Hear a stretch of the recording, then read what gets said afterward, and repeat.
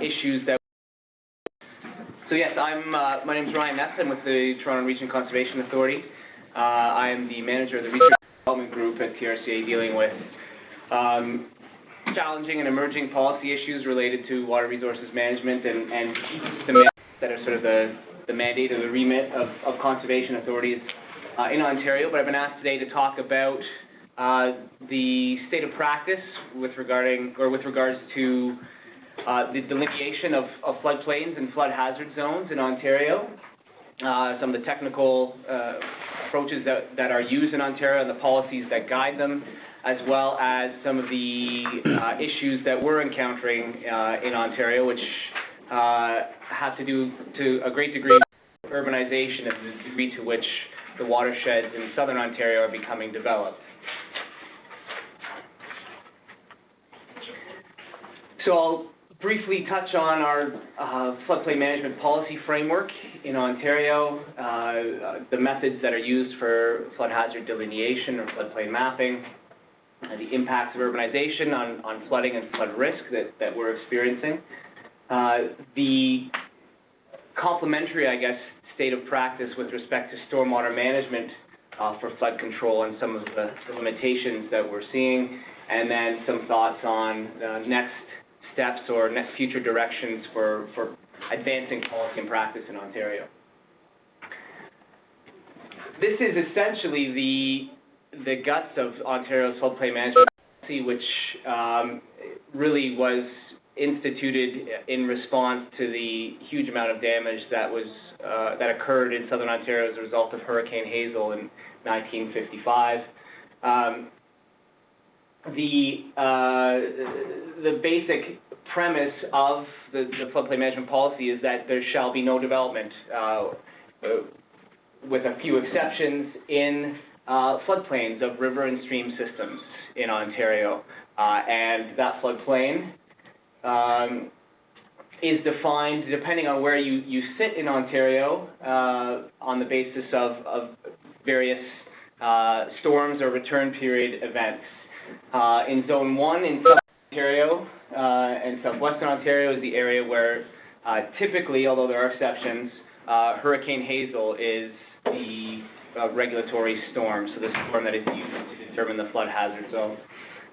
There are other parts of the province where the 100-year flood is used. That's in Zone 2 up there in the corner in the sort of eastern Ontario, Ottawa area, and then there's another Zone 3 where another historic storm of record, the Timmins storm, is used. And there are exceptions, and this map is not entirely up to date, but it gives you a flavor for the fact that different parts of the province use different to delineate the flood hazard. So Paul has a question. Yeah, welcome questions along the way. Absolutely, please. If there are questions along the way, welcome them. Do you have an opinion about whether Hurricane Hazel is sort of a 100-year storm, or has that ever been, or a Timmins storm? Is there been judged? I'll have a slide that sort of points out the difference in magnitude, I guess, potentially between those kinds of events. So the question, would people on the phone be able to refer that question? Yeah, they can use it. Okay, so I won't repeat it. So in this region, the Toronto region, as well as a good chunk of southern and southwestern Ontario, Hurricane Hazel is the storm that is used to delineate floodplains, and I'll talk about exactly how that's done from a technical perspective in a second. But essentially, the floodplain that Hurricane Hazel would occupy, if when it happened or if it were to come again, is sort of the off-limits zone for development in our part of the world. And this is just from one location in one of the watersheds in TRCA's jurisdiction, the Toronto Region Conservation Authority's jurisdiction, showing the simulated flow that would result from Hurricane Hazel compared to the simulated flow from various return period events. So you can see, and it depends on the type of watershed and the shape and size of it, but generally the flow and the flood limits that would result from looking at Hurricane Hazel are significantly greater than what you'd see from the usual 100-year or lesser return period event. So in Ontario, the practice for actually delineating the floodplain is relatively straightforward. It hasn't changed very much, at least over the last several decades. It's sort of a tried and true approach. The the first step in what is essentially a three-step process is the simulation of the flows in watersheds that would result from various types of rainfall events, including, and most importantly, the regulatory event for the area of interest. So this graphic shows the Humber River watershed, which is the largest watershed in the Toronto Region Conservation Authority's jurisdiction, and just on the right, an example of how we would break that down and into sort of subcatchments and a conventional deterministic hydrologic model, and then simulate the impact of various events, various rainfall events generating flows. The flows that are generated from those hydrologic simulations are then used in hydraulic models, typically in Ontario, still one-dimensional hydraulic models.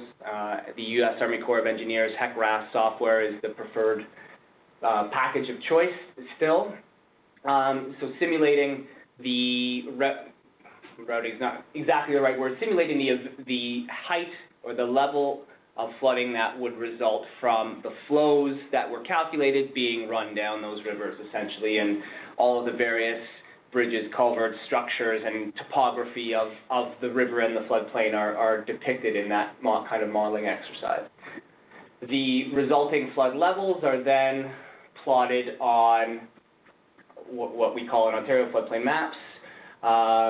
It's a little tricky to see on this slide, but there is a sort of dotted blue line on either side of this floodplain corridor, which shows the extent of the regulatory floodplain, essentially. So this is, in Ontario, the zone in which development is either not allowed or highly restricted, and it falls to either conservation authorities in areas where conservation authorities exist, typically the areas of most concentrated population in Ontario, to enforce these through permitting processes, or if there is no conservation authority in place, it is the Ministry of Natural Resources that would do that.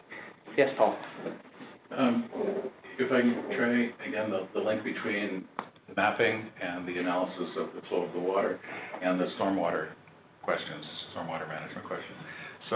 So here, as I understood what you were sharing, that there's a proven approach that's been used for a long period of time that looks at the rivers and the streams, and depending on the flow going through, you'll determine how high the water will or will not be in the river and the stream. But to do that analysis, you don't necessarily look at how the water initially gets to the river or the stream, or that stormwater flow of how it goes across various things. I'll back up.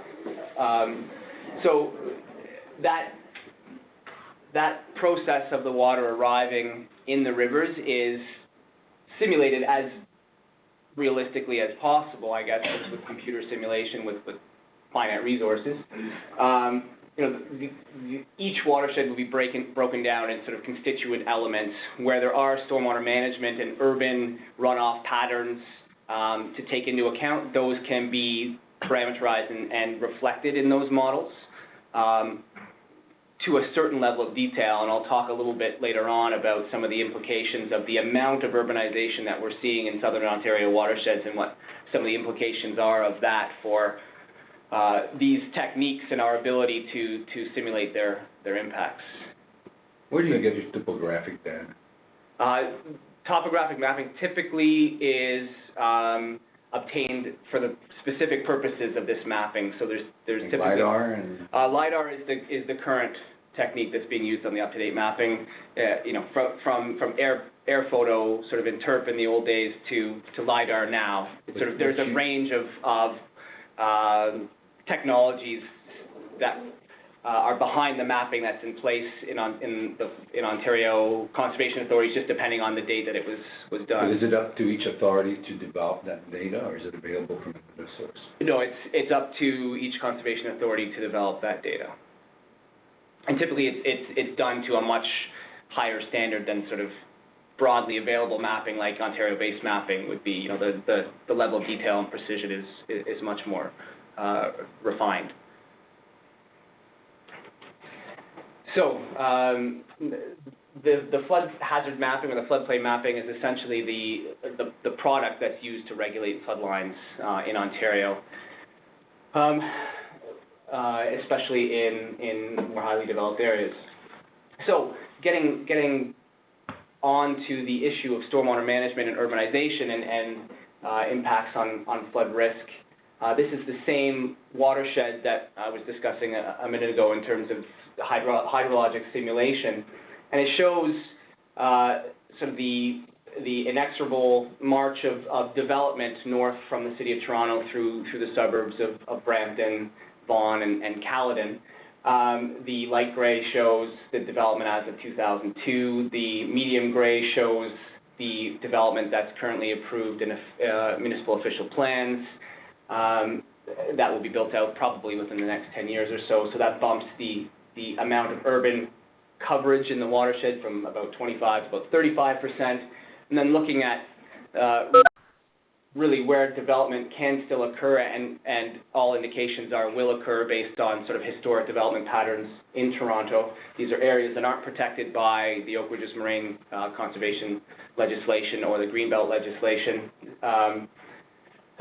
Development of those would boost the urban coverage of the watershed up to close to 50%. So, it becomes the sort of dominant land use in this watershed, and that's not an uncommon situation, especially for watersheds in the greater Golden Horseshoe area of southern Ontario, where most of Ontario and a good chunk of the country's population is concentrated.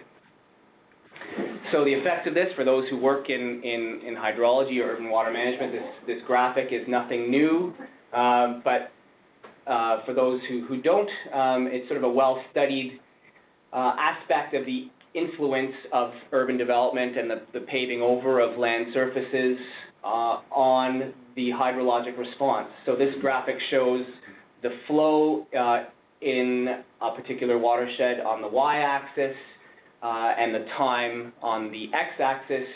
And as you can see, in response to a rainfall, because water flows much more quickly off pavement than it does off agricultural fields or forests, and much less water gets into the ground, obviously because it can't get through that concrete, you end up with a peak flow that is significantly higher than what you would have experienced in a pre-development situation, as well as much earlier in the sort of time frame of a storm event. So you get a faster, higher peak flow from urban development.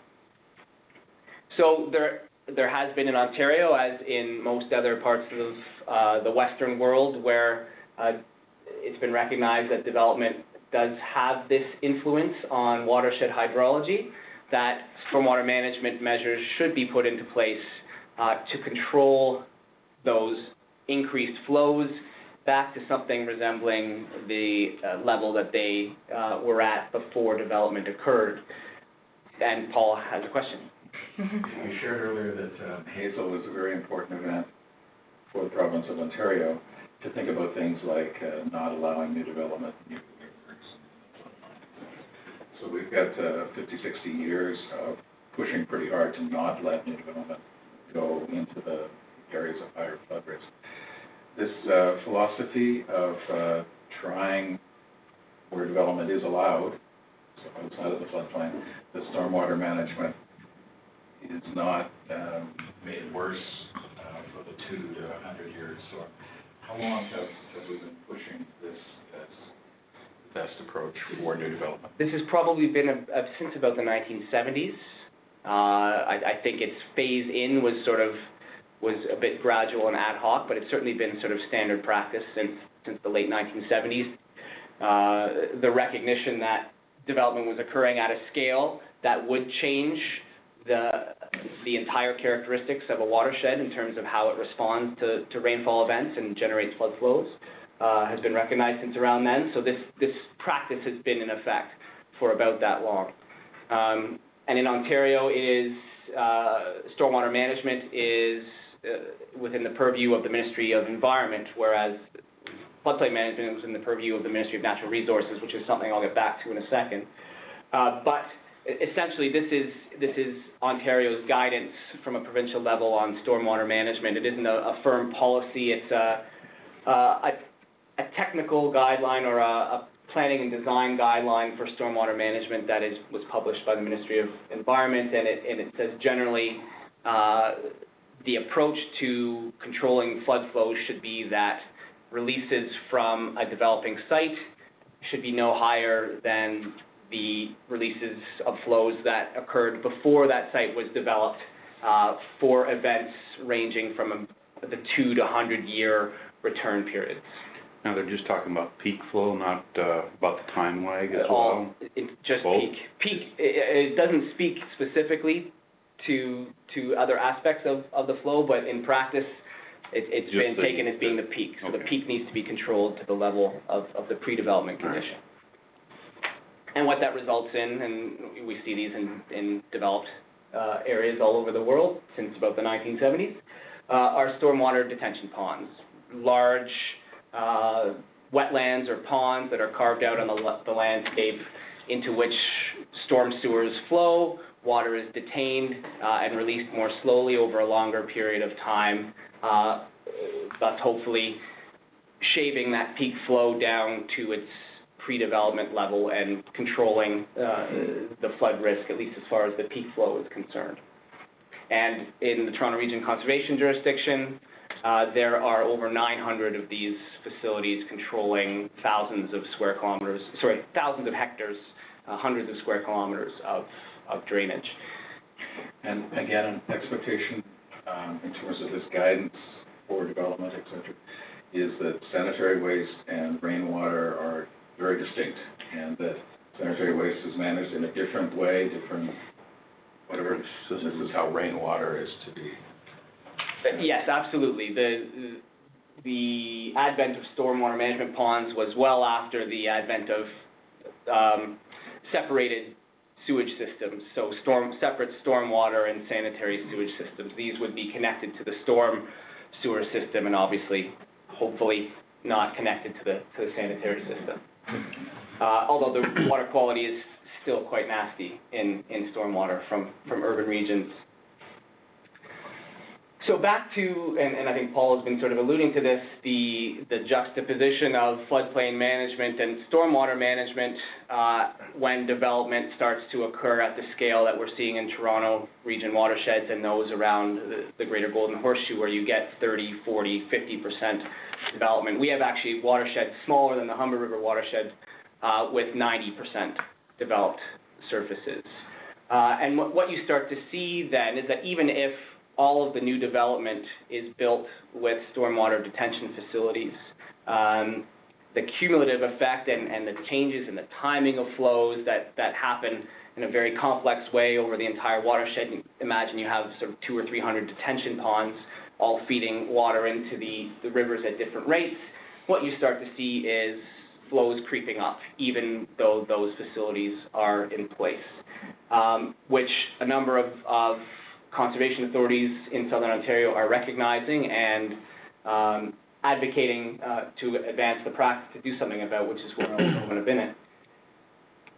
The impact of that is that we see, when we model our watersheds again to reflect new development, we see increases in flows across the entire gamut of events, from very frequent storms all the way up to the regulatory storm, which again in our part of the world or our part of Southern Ontario, it's Hurricane Hazel. And the result of that, when we take that new flow and plot it on our mapping to create new flood hazard zones or flood lines, is that flood hazard zone has increased in size, which not only represents a real risk to the communities that are downstream or that are within these areas, but also creates a regulatory challenge in explaining to folks whose land use was not restricted previously that it is now. So sorry, before you go ahead, what's different here, it's the same modeled event, but what's different now is the stormwater retention aspect or the greater development? What's different now is that this watershed that these two represent has built out from something around 10% of urban coverage to about 50, 60%. Right. So the change in watershed response to rainfall means that the flow that would result from Hurricane Hazel is significantly greater than it was when calculated by the Conservation Authority 25, 30 years ago. Is that Carruthers Creek? It is. Yes. It is. I was at the public meeting. People in that spillway are not very happy. Yes, and there's, this is just an illustrative example. There's a lot of other history behind this one that resulted in this much larger flood hazard zone being delineated, but it's, as a dramatic sort of illustration, it shows how things can change. Is that a lake at the bottom? Is that Lake Ontario? It is Lake Ontario. Are you going to later on talk about some of the consequences? I mean, what is now, one of the things you touched on before was what would be expected of a new development, but now you've changed the information for an existing area, so there will be guidance about any new development in that area. But what about practices for the people who are living there and not doing anything new, just trying to get by with this new information? Well, that's a real challenge, and there aren't really any mechanisms or tools in place from the provincial level on down to deal with this kind of situation in Ontario, and in part it is because I don't think the scale of development that's occurring in Southern Ontario watersheds was ever anticipated in the development of floodplain management policy, and it was never thought that, especially for an event as huge as Hurricane Hazel, that we could ever do anything to the landscape that would really change how much flow came off of it during that event. And there's an additional challenge that we face as well in Ontario in plotting and managing the flood hazard zone, is that the beneficial influence of stormwater management facilities isn't allowed to be reflected in the modeling and the mapping. Even though we don't design stormwater management facilities to the scale of Hurricane Hazel, if they were designed to that scale, the current policy regime doesn't allow for at least conventional stormwater management ponds to control those flows in the way that we actually model and map the floodplain, which is a bit of trickiness. This is another sort of policy issue that will have to be dealt with as we look to harmonization of floodplain management and stormwater management policy. Being too subtle there. Can you think of something blunter? If you put up a dam, you're not allowed to say that stopped flooding? If you put up a dam, there are conditions in which you can say that it controls flooding, but stormwater management ponds, which is sort of the ubiquitous classic way of dealing with the impact of urban flows on flood risk, can't be depicted. Is this to be more cautious? It is to be more cautious, to account for failure of those facilities, a lack of maintenance perhaps, some kind of breach during a really intense rainfall event. It is an ultra-conservative perspective. And again, the scale of urban development and stormwater management that's occurring in Southern Ontario was not really anticipated, I don't think, in the development of these kinds of policies and technical guidance from the province. Are you seeing any municipalities around the GTA sort of taking that lead and going further with it, like building out more robust facilities? So the question for folks on the phone was, are municipalities in Southern Ontario enhancing or developing more robust and ultimately larger stormwater management facilities to deal with these events? And the answer is yes, and I'll talk about that in a minute. That's certainly a direction that things may need to go. So there are some gaps in Ontario that conservation authorities in the most rapidly developing areas are identifying. And I've alluded to most of these already, that stormwater management for flood control is not really required in Ontario by any formal legislation or policy. There's sort of this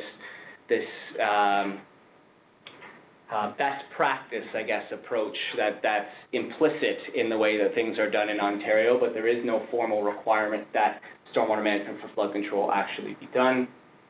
There's a challenge in connecting the governance side of things. Floodplain management, provincial policy and guidance is developed and administered by the Ministry of Natural Resources, and at a local level where they exist, conservation authorities are responsible.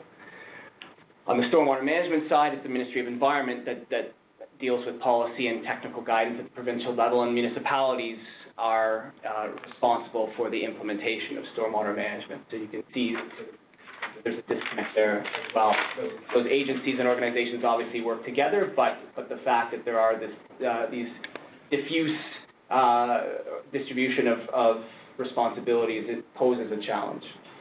So that, sorry to interrupt, that point on there's no provincial regulation or actual legislation requiring stormwater management in urban areas, that leaves it up to the municipalities. So are there municipalities, I would imagine not in the TRCA jurisdiction, but municipalities who don't practice I would say, in my experience, any municipality in Ontario that's experiencing significant development is applying stormwater management planning and design, Yeah. and building these primarily detention facilities. I don't know of a single municipality where there's enough development to have an impact that isn't trying to do something about it. I think they're generally quite conscious about it, and there are obviously, although there's no formal legislation that speaks specifically to the matter, there are liability issues associated with not doing something about it, and I think municipalities are very aware of that. One of the things that's supposed to be a benefit of having substantive authority at the provincial level is the different provinces can try things differently, and hopefully collectively we come out ahead. Anyway, so for these broad concerns that you've shared or gaps that you've identified, to what extent are these national, just Ontario gaps? The stormwater management for flood control not required anywhere in Canada?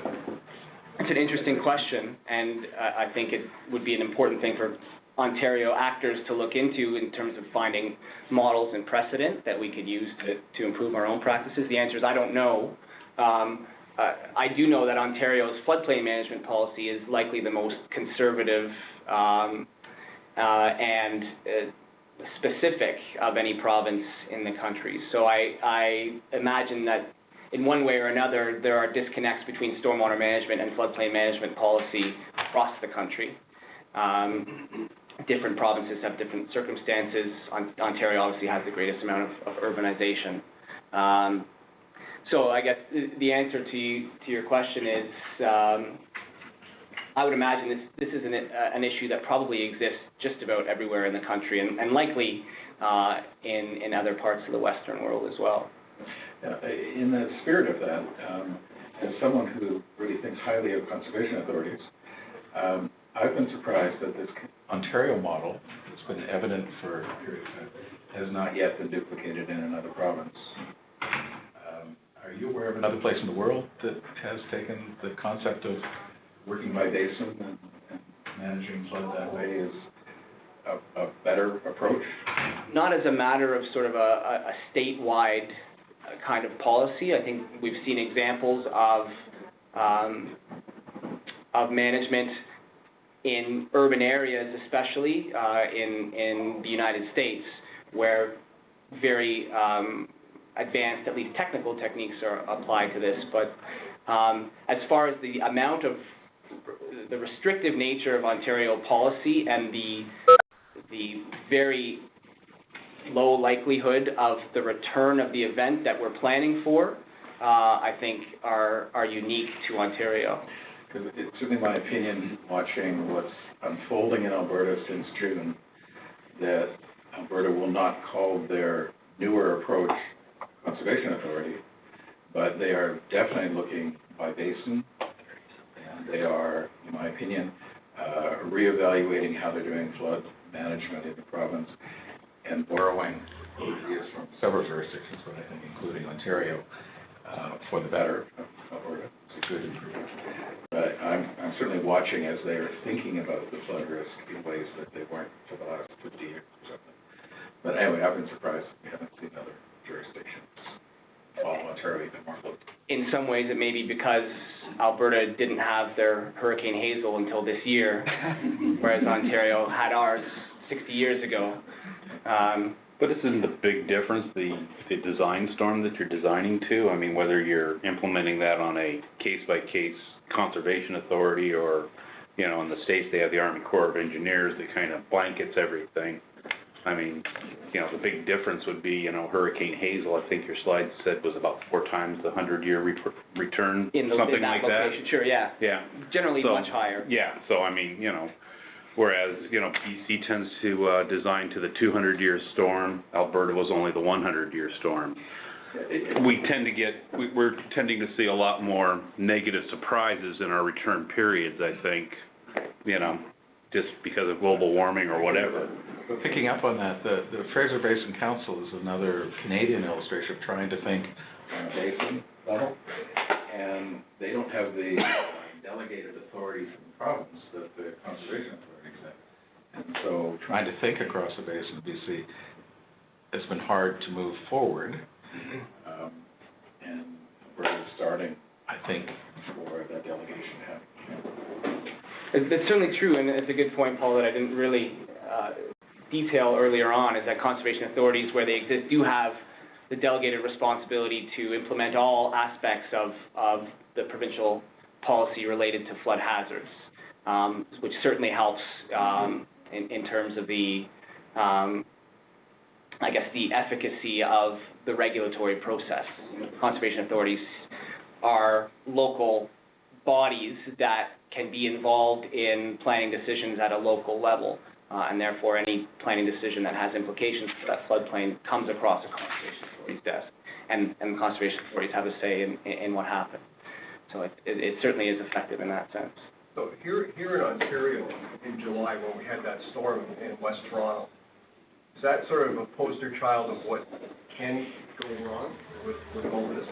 So the question for folks on the phone was what happened on the July 8th, or during the July 8th storm this year that Toronto experienced. Was that an example of what can go wrong? And I guess what we would say is that the July 8th storm is an example of actually what has gone very well. The majority of damages, well, the damages were mostly related to storm sewer backups and basement flooding, which really had nothing to do with riverine flooding at all in the Toronto region. There were almost no property damages from riverine flooding in the Toronto region during that event. Those areas that were flooded were areas in which development existed before the development of Ontario's floodplain management policy. So the right for that development to be there is grandfathered. So you know, I think that event and others like it show that actually the conservative approach to floodplain management actually comes in very handy when you get an event that exceeds your 100-year return period and taxes your system in a different way than might have been expected. And I mentioned this already, that this issue around stormwater management facilities not being able to be used to provide reduction in flood flows, that's another aspect of that policy gap. And then in practice, and several people who have asked questions already have pointed this out, stormwater management facilities in Ontario are typically designed at most to the 100-year standard to control flood impacts up to and including a 100-year storm. But as we've seen, there are different types of storms that occur. July 8th, the July 8th storm exceeded the 100-year return period magnitude in certain areas. Nowhere near Hurricane Hazel still. It's a bit of a fallacy that was reported on the news. So stormwater management facilities top out at the 100-year storm. They don't control flows that would occur at higher levels.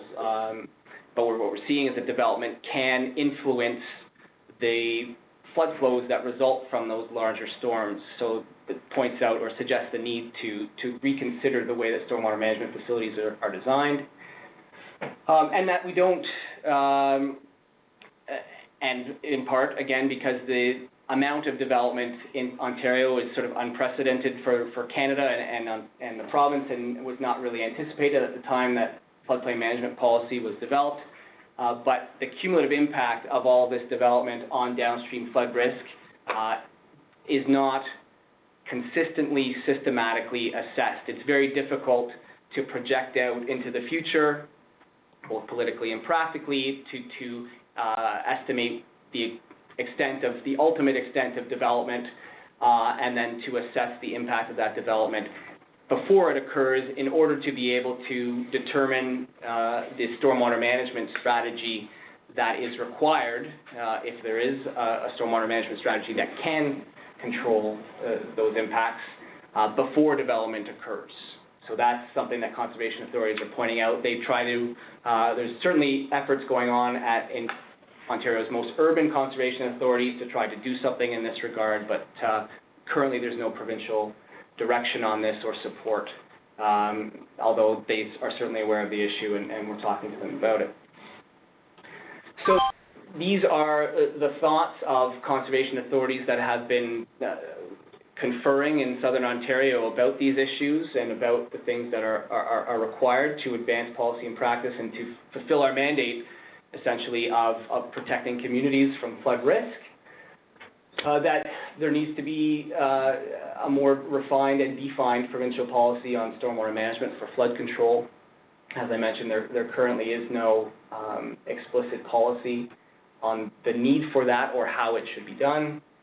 That provincial policy around stormwater management and floodplain management need to be harmonized to ensure that the two regimes are working towards the same ends, and that sticky issue of stormwater management facilities being able to be reflected in how we delineate our flood hazard zones so that that issue could be addressed.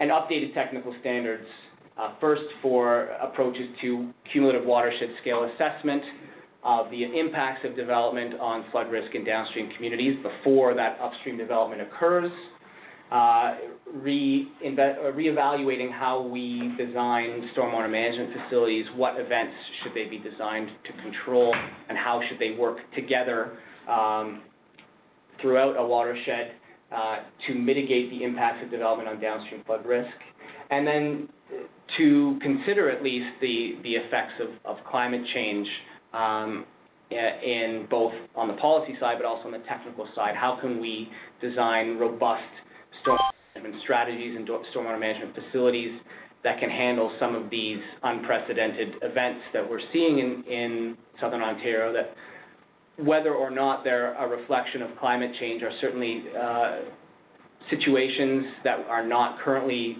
accounted for in design and have not been experienced in the past. Do we need to find a way, and we feel that we do, of making sure that stormwater management for flood protection anticipates those.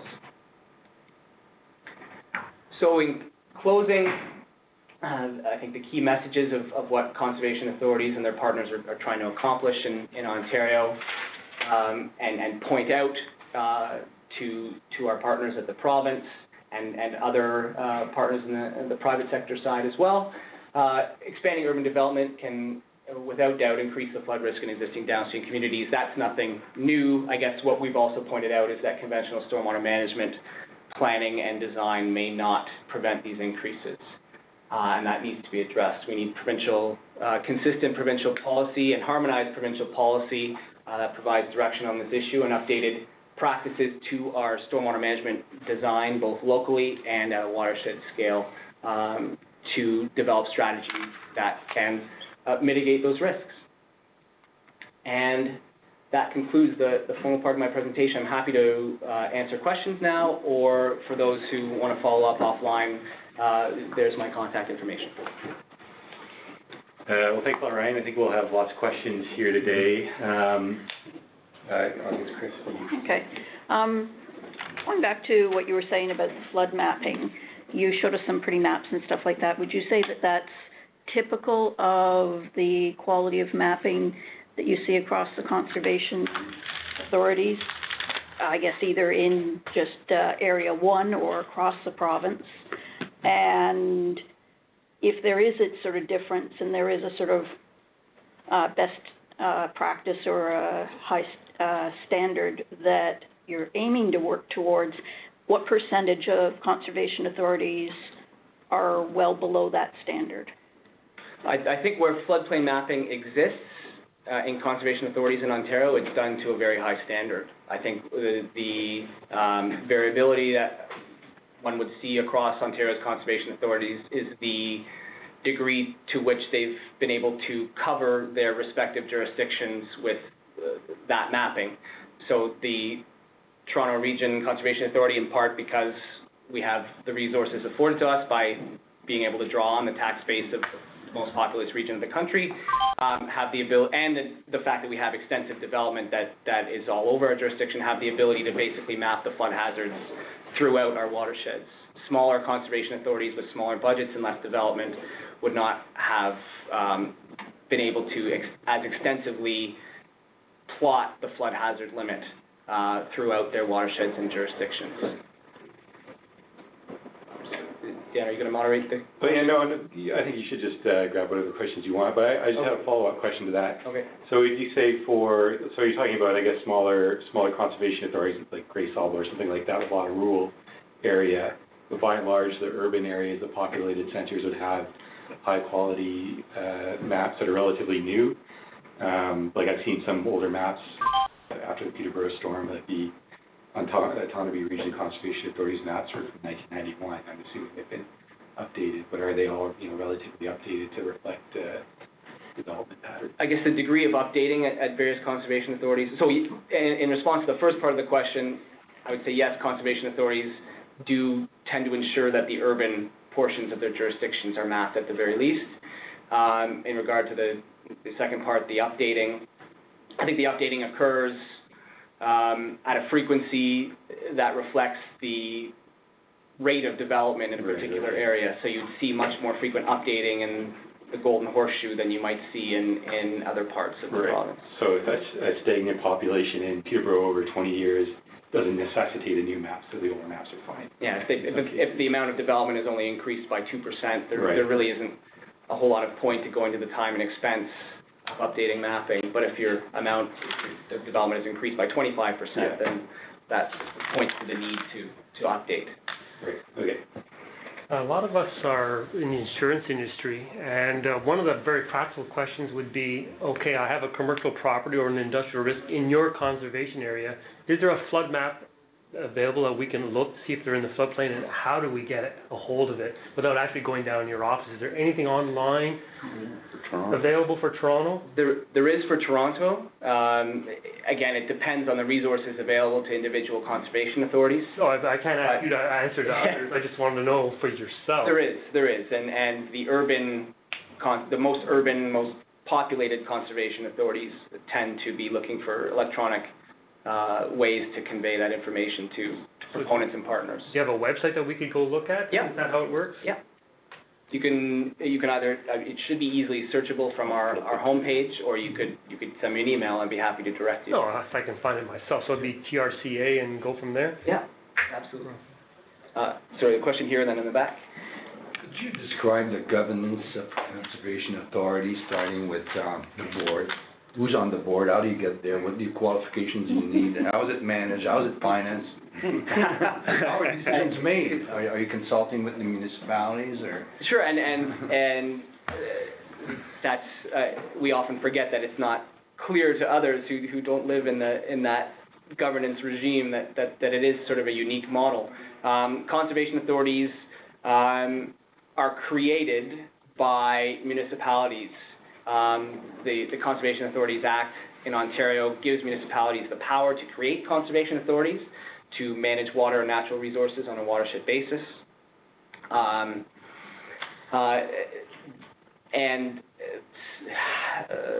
Essentially, at least at a political level, conservation authorities are governed by a board that represents all of the municipalities that are situated within the watersheds of that particular conservation authority. So, for example, in the Toronto Region Conservation Authority, we have board members from the City of Toronto, the Region of York, the Region of Peel, and the Region of Durham, as well as citizen members, a handful of citizen members as well. They would act like any committee would at a municipality responsible for a particular commission or department.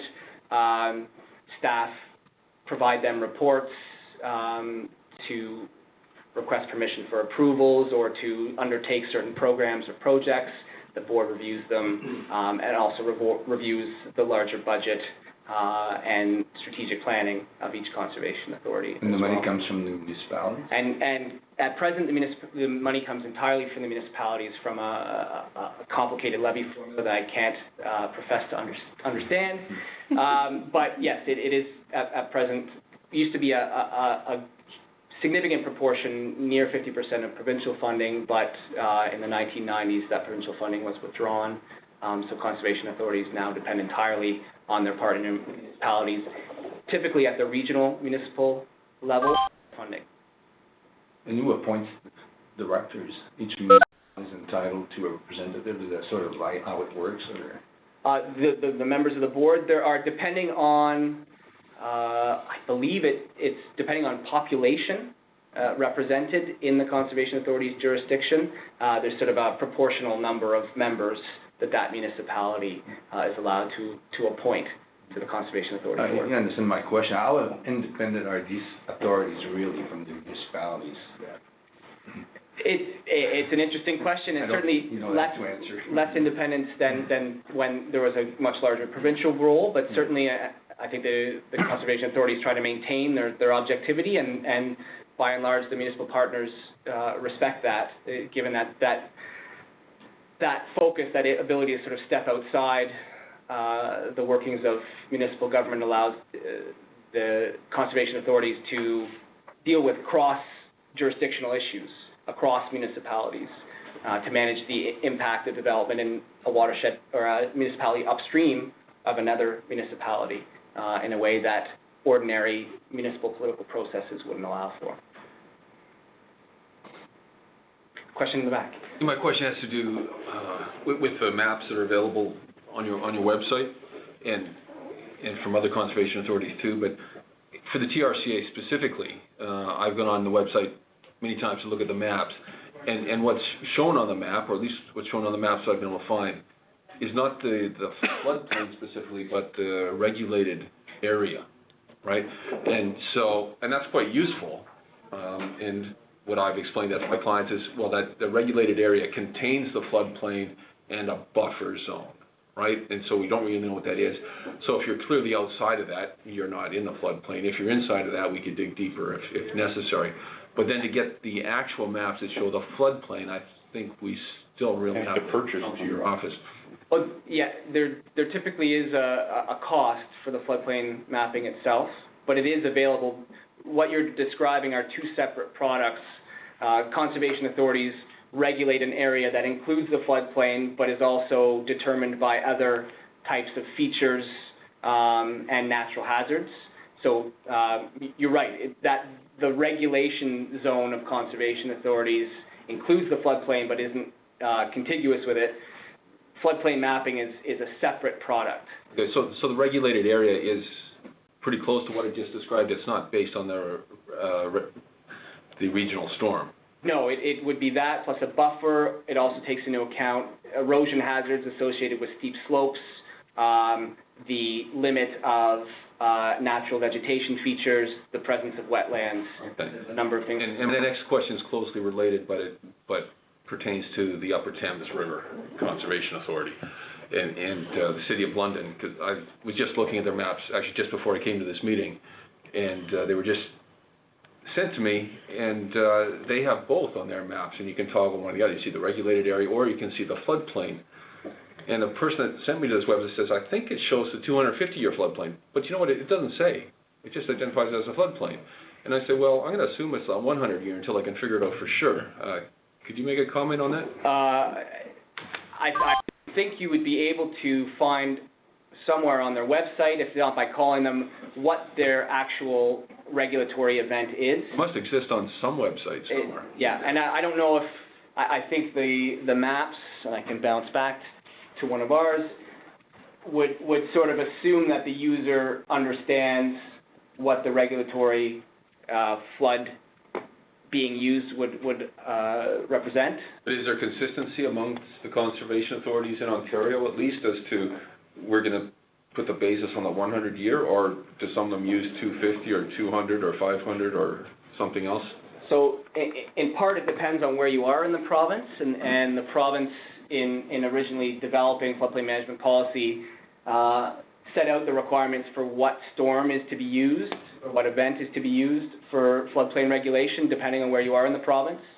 But there are also processes that allow individual conservation authorities based on, say, if they experience an unprecedented event, or if they feel that another event is a much more appropriate representation of the flood risk in their area, they can work with the province to decide on a different kind of event. So it really is conservation authority by conservation authority, with this map as sort of the overall guide. So you've got the Hurricane Hazel zone in here, the 100-year storm and zone in here, and the 100-year storm zone in here, and the Timmins storm zone up in there, generally. If I could just, one more. Do you think at some time the 100-year flood zone delineation will be available on your website, or is there a reason why that's been separated from the regulation? Well, in our zone, the regulatory event is Hurricane Hazel. The regional storm. Which is the regional storm, correct. So there is no need to actually delineate the 100-year floodplain, because it isn't used in any regulation or management of the floodplain. But it is referenced a lot in insurance terms, which interests a lot of people in this room. The information exists to be able to develop and delineate that information, but because conservation authorities don't require it to do their job, it typically isn't mapped. Could you, just related to that point, my understanding is that there is some conservation authority that use a two-zone policy, so you have your flood fringe and floodway, and typically the floodway in Ontario is a 100-year return period, no? It's ambiguous. Oh, okay. Yes. Okay, so then maybe define for us the definitions for the floodway and flood fringe. I guess it would depend on your region. And would those zones correlate in any way with the 1 and 2 zone policies that are applied by different conservation? A complicated question, I guess. So Dan's referring to there are elements of the provincial policy that allow development or redevelopment in certain situations. One situation is where there is an area of historic development where an overly conservative, restrictive policy would prevent or limit the sort of economic viability of that community. Those are called special policy areas. There are also areas in which a very rarely applied policy in Ontario called the two-zone policy, in which some development may be allowed on the periphery of the floodplain if it can be shown that the risk is very low and that development can be flood-proofed to a certain standard. Very difficult to apply and use. I don't know of more than a handful of very limited applications of that in Ontario. But in that case, sometimes the 100-year floodplain is used to delineate the zone of very high risk in which no development could be considered whatsoever, and that fringe or the periphery would be the area outside that, but not always at the 100-year. Okay. So what are the alternative standards then to the 100? It could be looking at sort of depth criteria to define that fringe zone, right. Which makes sense in the Toronto Region Conservation Authority's jurisdiction, where an area could be outside the 100-year floodplain, for example, but under 3 meters of water during Hurricane Hazel. It's clearly not a zone of low risk outside the 100-year floodplain. Right. So it's sort of that policy is interpreted on a case-by-case basis by the conservation authorities involved. Okay. So it applies to the province, but it's a case-by-case basis that they consider. Yes. Okay. Question in the back, and then Paul. Actually, I just sort of, you were mentioning the depth of water. When you're creating your zone, is it based on a certain depth? Are we looking at something that's a 1-inch depth, or are we looking at something that's a minimum number of meters or feet? So the flood hazard zone is any area that would be just even the tiniest bit wet during the regulatory event, which in our area, again, is Hurricane Hazel. So right up to the very petering out of water on the floodplain. Paul? A question where I think the end of the question is to just get some of your opinions on the risk of damage to buildings from riverine flooding, the risk in Ontario compared to elsewhere. There's a study that Brown did a number of years ago looking at a storm that went across Michigan and Ontario, and there was a lot of damage in Michigan, not very much in Ontario. Are you familiar? I'm not, actually. To leave that actual study aside and speculate then a little bit more. In June, there was a lot of rain in Alberta that we all watched the stories about, and unquestionably some of an extensive part of the damage in Alberta was very close to the rivers and the streams, and those riverine flood damage in Alberta. And then in July, the insurance people experienced a real lot of losses here in Ontario when that rain came and there was sewer backup, et cetera. But as you were sharing, there was very, very little riverine damage, with both the June rain in Alberta being an extraordinary amount of rain and the July rain in Ontario being a lot of rain. Probably both cases well beyond the 100-year. At least in some areas, yeah. Do you have a sense for the Toronto Conservation Authority or generally across Ontario, the risk of damage, riverine damage, is low because of what the authorities are doing, because of not allowing developments for 50 or 60 years? I mean, are we in a situation where, at least in Ontario, the risk of riverine flood damage is fairly low? I think that's the general sense of conservation authorities and their partners and the province that supports us sort of through policy and legislation, that we do have a very conservative floodplain management standard, and even though that it was many see it as excessively conservative, it's sort of proven itself time and time again when we do get these crazy, often very localized events that have not been experienced before. And so you see something like the July 8th storm of this year, the August 19th storm of 2005, which had sort of similar amounts of rainfall and at least sewer backup kinds of damages. In both cases, no loss of life, almost no loss of property due to riverine flooding.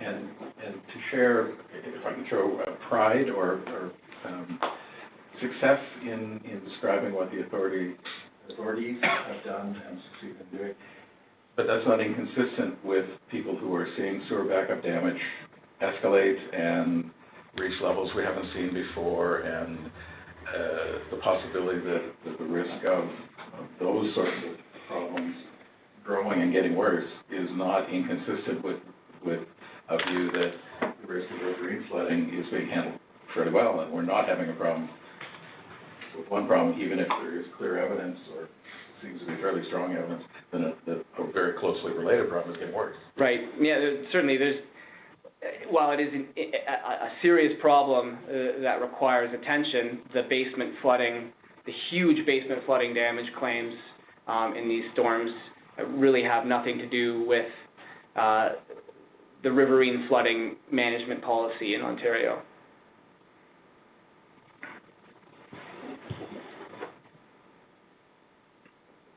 Well, I guess a couple of questions about a different topic. I've heard from a lot of conservation authority people, I haven't really verified the stories, that there's been more and more pressure from developers to develop, regulated floodplain areas. And you're saying that, I guess they would serve the one zone, two zone policies issue here, where developers are, going to the OMB, challenging conservation authorities on the regulations and defeating them being able to develop in floodplain areas. Is that really something that you're seeing a lot of, or is that just a myth? It doesn't seem to happen very often, at least in our jurisdiction. Our partner municipalities are very supportive of the work that we do and recognize over and over again as these new kinds of rainfall events occur of the value of managing floodplains the way that they are managed in Ontario. Okay. A nice a nice feature or an effective feature of Conservation Authority governance is that conservation authorities themselves aren't actually subject to the authority of the Ontario Municipal Board. There's a separate review process that applicants need to go through to challenge Conservation Authority decisions, which is probably good to sort of avoid conflict of interest. Right. So the propensity, I guess, to allow development in potentially risky areas depends on, I guess, the input of the board members who represent the municipalities in your jurisdiction, and it's possible that in some other Conservation Authority jurisdictions, the board is more lenient on that sort of thing. Perhaps, but the policy is quite specific. Yeah. So it's very difficult to deviate from it. Right. Which again is a sort of a strength of our policy framework. Okay.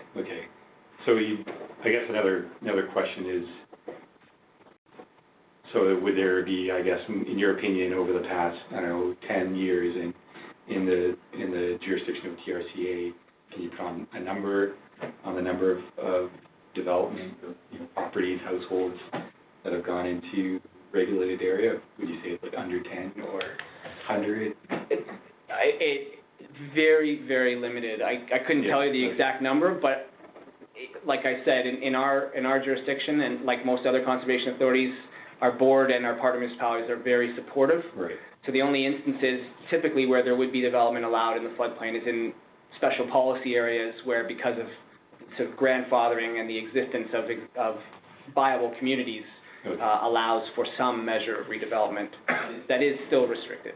Right. Can I probe in the area that Alberta has announced that there are some properties in the floodplain that experience really bad damage in Alberta, and the government's willing to buy some of these people out and to permanently take these mainly homes that were allowed in the floodplain and buy them up and turn it into whatever else, a park or something instead. In Ontario, after Hazel, my understanding for a period of time, there was a fairly aggressive effort here as well to try to buy up some property. It was cheaper to buy these people and turn it into a park than it was to build some flood management protection for them or something. But we stopped doing that for a while, I think, in Ontario.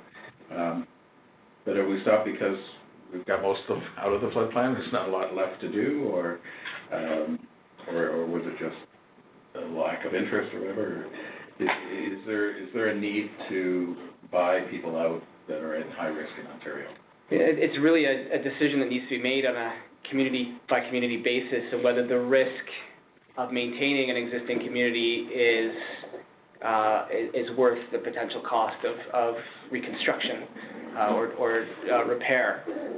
For cities like Cambridge, for example, where their downtown is almost entirely situated in a floodplain, it would destroy, I would imagine, the geographic and cultural fabric of the city to expropriate that land and force their downtown to be redeveloped elsewhere. Where there are isolated properties in the floodplain, I think there are still acquisitions that come up as people pass away or as properties go up for sale. It's very expensive, as you can imagine, especially in urban areas where land goes for millions of dollars per hectare to acquire a lot of this land. But I think in the Toronto region, sadly in part because a lot of houses were washed away because of Hurricane Hazel, that land was relatively easily acquired at that time, and probably, I would imagine, assistance or at least fair compensation was given to those people to relocate and rebuild.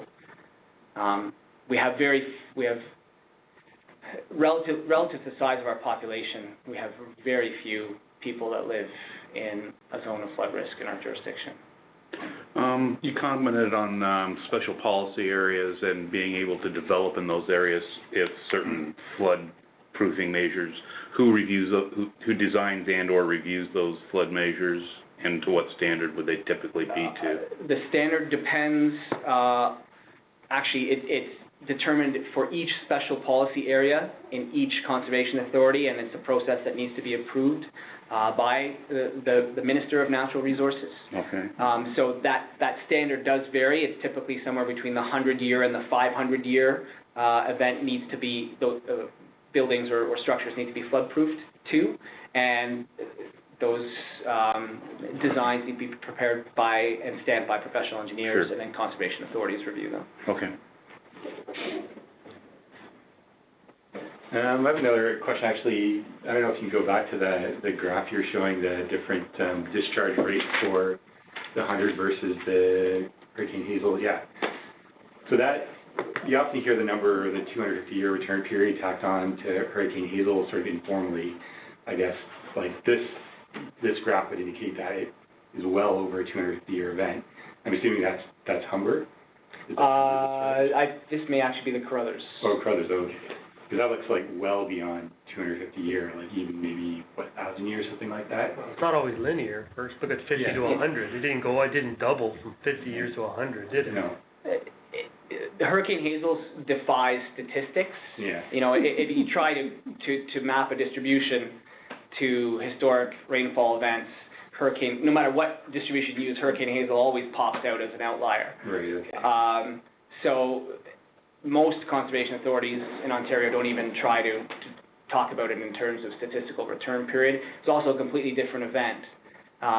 Most rainfall events that cause flooding, nowadays at least, are summer thunderstorms that are relatively local. Hurricane Hazel is a massive event, two giant systems colliding over Ontario in a way that wasn't experienced before or since. Right. So again, comparing them in that way isn't really useful. I think the takeaway though is that Hurricane Hazel happened in Ontario. Because it happened, it could happen again. Yeah. And it does create a much larger realm of flood flows than sort of conventional ways of looking at return periods. So the decision has been made in Ontario to regulate to that event. Right. So don't even bother attaching your return period to it. It doesn't really matter what the return period is. It just matters that it happened. Yeah. And that the province is determined to not experience the level of catastrophe that was associated with it again. Mm-hmm, mm-hmm. And the rainfall, I guess, kind of varied. And I guess you were saying earlier that there's, we heard it in the news a whole bunch of times. I think I heard you talking about it. At one point, people keep saying the July 8th storm was worse than Hurricane Hazel, but that was a concentrated event in a very concentrated area.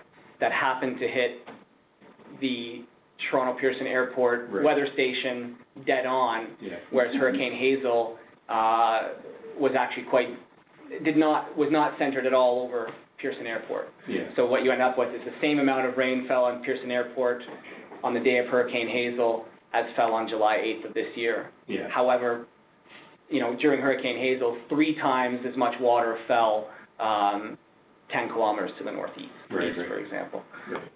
Okay. So, and Hurricane Hazel covered an area probably 1,000 times larger than that July 8th storms as well. Yeah. I don't know if anybody else has questions, but one other thing I was thinking about is there any movement to return? So we're talking about, the impact of urban development. And one of the things I've heard, I guess, from PBC, Credit Valley Conservation, is that in Mississauga before about the 1980s, they weren't really incorporating stormwater management controls like the 100-year peak flow reductions with stormwater management ponds and things like that. That's my understanding anyway. Is there any possibility, or what ways would you see of bumping the protection standards of existing development up to, say, the Hurricane Hazel or 100-year rainfall event? There's quite a bit of development in your jurisdiction that was developed for Hazel or before these standards were in place. Would it all be the use of structural measures, levees, and dams, or are there alternatives that would be considered? So the question is it possible to add controls to development that was constructed before the advent of stormwater management, 100-year control with detention facilities. Yeah, and also, well, somewhere management, but more, I guess, for riverine flooding. Would it, Paul was asking about buying up properties in floodplain areas. That would sort of get existing areas up to the standard of the, Hurricane Hazel protection standard.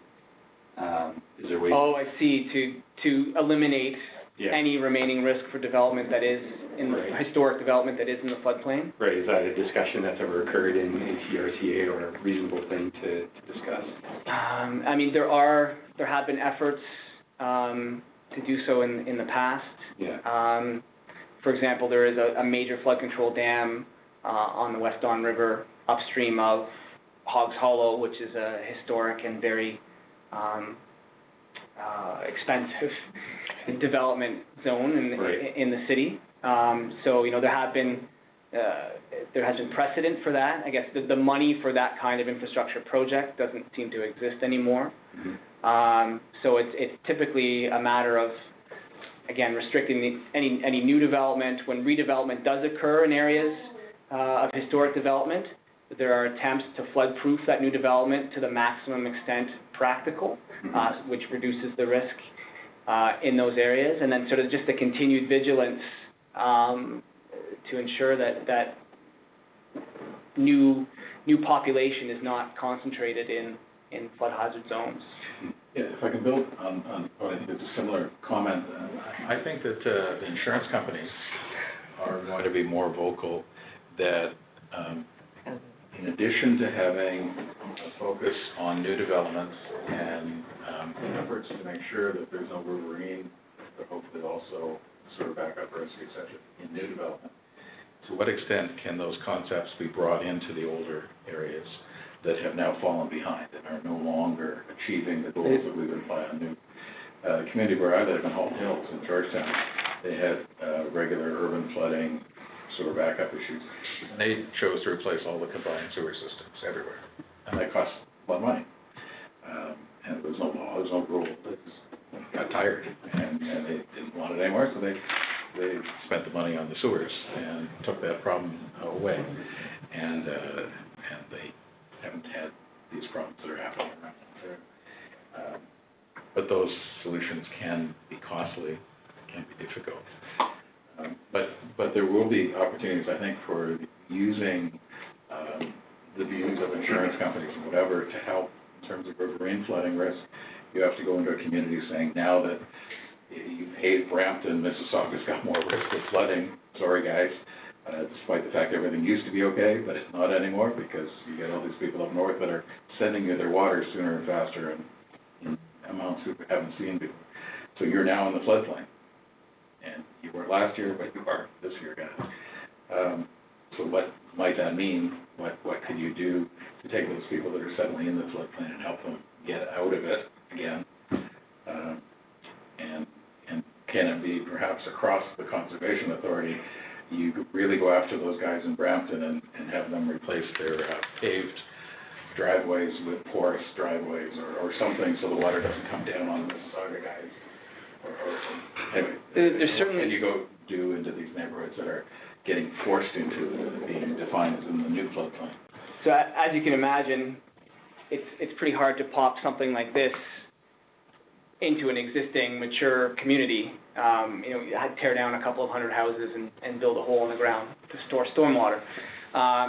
What I think we see happening is a best efforts approach in redevelopment to do whatever can be done, sort of like you're saying, to restore the natural characteristics of the landscape, to let water get into the ground, to provide some local detention and slower release of water on individual properties or sites where feasible.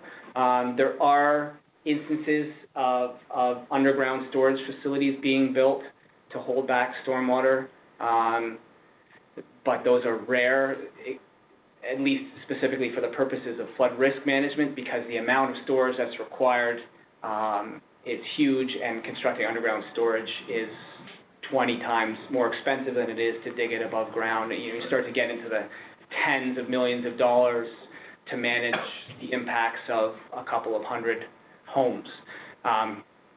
So, finances certainly play a role at some point. It's the limitations of what can be done for that existing Well, with the development. insurance guys paying out hundreds of millions of dollars in damage claims, right? There's somewhere in here, sound like opportunities. Is the way to bring Mississauga back to the level of protection that it used to have a few years ago before we paved Vaughan and Brampton or whatever. Maybe the Conservation Authority gives all the high schools a new football stadium. But you dig up the stadium and put some storage there and then put some new grass on top, right? And anyway, there are some ways to help, right, manage the changing risk of that. Yeah, and there are some creative approaches being tried. I would say it could be more systematic. In part, we're lucky that because our floodplain management policy is conservative, had a fair amount of forethought, that we haven't seen those impacts on riverine flooding actually transpire in reality yet, the impacts of new development.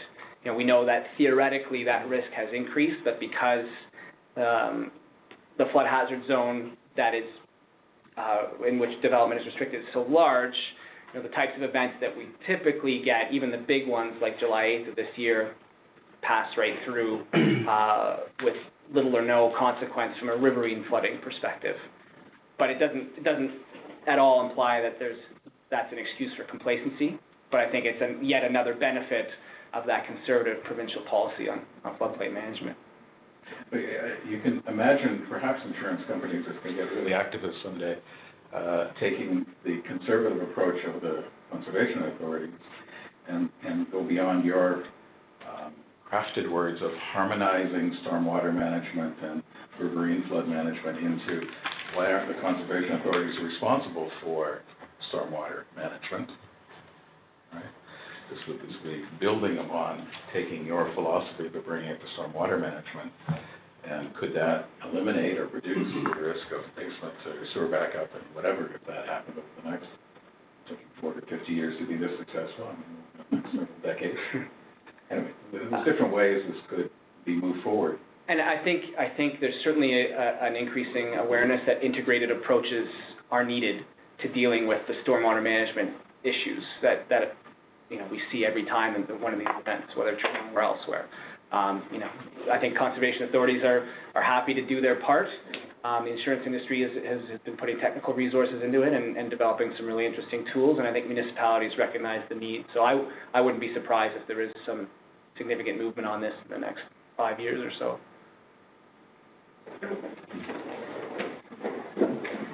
Yeah, I have one last question, I guess.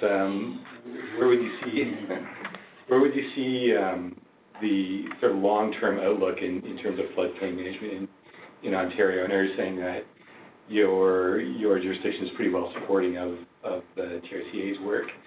This is the same, but you had the provincial government pull out a huge amount of funding for conservation authorities in the 90s. The federal government doesn't really involve itself in floodplain mapping at all. You see municipalities keeping up with this work in the long term over the next, 20, 30, 40 years? All indications are that the support will continue to be there. Provincial support is certainly most welcome, but there isn't much left that the province can do to withdraw any more resources from conservation authorities. Right. So, the model has proven to be resilient. Municipalities have stepped up and continued to fund conservation authorities to fill the gap, or at least part of the gap left by the province. The complacency is certainly not a good thing, and we need to continue. And Conservation Ontario, our umbrella organization of conservation authorities, continues to remind partners from the provincial government through the municipalities, through the private sector, of the importance of conservation authorities being here, being adequately funded, and potentially being able to take on some of these bigger picture issues that were not traditionally in our mandate, like Paul is talking about. Great. Well, why don't we use that to close for today? One last question before we shut things down. Okay, can everybody please join in thanking Ryan for his